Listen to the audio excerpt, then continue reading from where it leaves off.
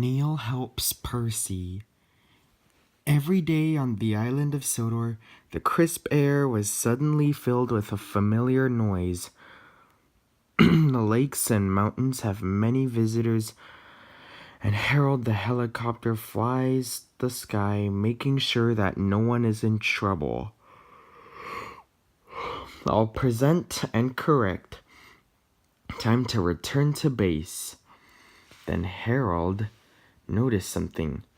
A sturdy engine was coming round the mountain. Harold flew lower for a closer inspection. "I'm Harold. Who are you?" "I'm Neil," replied the tank engine. "Don't recall seeing you before?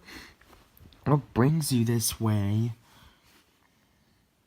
"Sir Topham Hatt sent me to help the other engines," huffed Neil.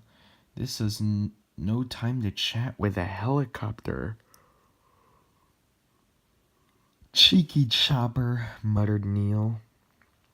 "Not long now," encouraged his driver. "We'll soon be at the top station." Percy and Duncan were glad to see Neil. Even so, Duncan wouldn't stop grumbling. The cars didn't like Duncan and wanted to play tricks on him. "No one understands our feelings," emphasized Spencer. "Now, if you were ill, you couldn't shunt cars, could you?" "Good idea," replied Duncan. "I'll try it." He did so the next morning. "I don't feel well," he groaned. There wasn't time for examine him, so some of his cars were coupled behind Percy's coaches. Neil promised to follow with the rest. Percy didn't mind the extra work. He left his mail cars at the station and trundled cheerfully on. Soon they reached the quarry where the cars were needed.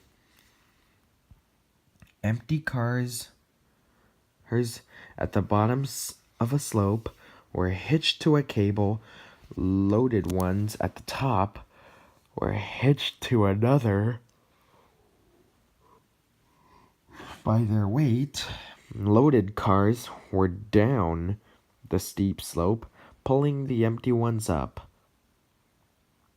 Percy waited at the bottom of the slope of loaded cars. He never bumped cars unless they misbehave, but the loaded cars couldn't see him properly. They thought he was Duncan. The chance for trickery had come. "Faster! Faster!" they yelled. "No, no!" wailed the empty cars. "It's Percy!" But it was no use. "Hurrah! Hurrah!" roared the cars. Percy shut his eyes. "Beep, beep," wailed Percy. Neil was helping nearby. Came to help clear the mess. "Bust my buffers," exclaimed Neil. "It's okay, Percy. We'll get you out." Percy felt battered. His funnel was cracked and his boiler dented. "Thank you, Neil." He sighed and limped slowly home.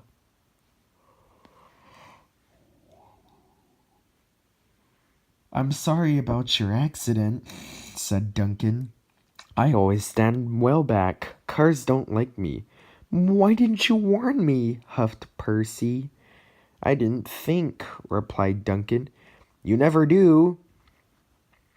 "You can start thinking now while you're doing Percy's work as well as your own.